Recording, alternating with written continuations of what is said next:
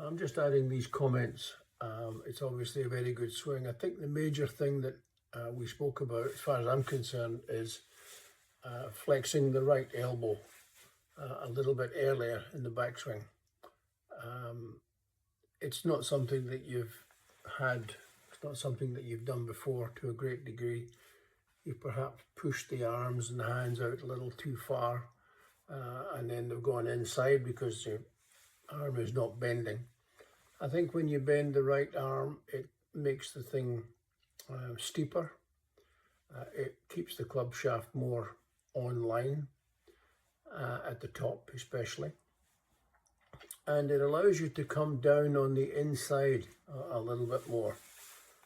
I think in the past you've been guilty of coming down on the outside, and that's what makes this dreaded left shot that you don't like, that you've never liked.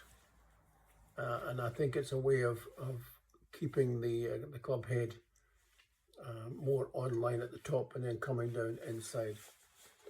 One of the issues that I have with the swing is that when you come to the driver and you compare the driver with the 5-iron, the 5-iron backswing is about as long as the driver, and I think that leads to a lot of problems.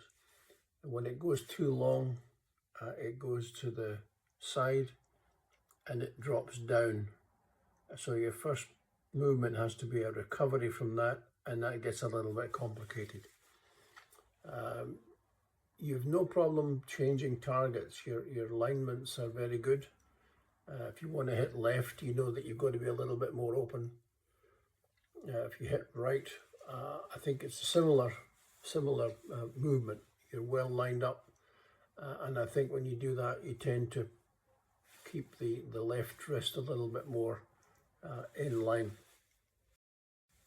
When you think about the driver, your consistency with the driver is very, very good. Obviously, these are 3 different shots with the same club, and you can see even from as beginning as the takeaway, it's quite uniform. Now, obviously, this is within the limitations of the handheld camera, so it's not 100%. But you can see to the top of the backswing, or literally to the top of the backswing, the shaft is on line, the right elbow is bent in, and it looks like it's a good finishing point on the backswing. When you come down a little bit more on the inside, which is really good.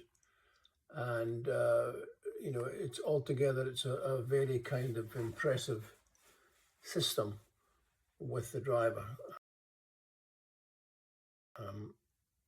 As I said, I think you get a little bit too long with the irons.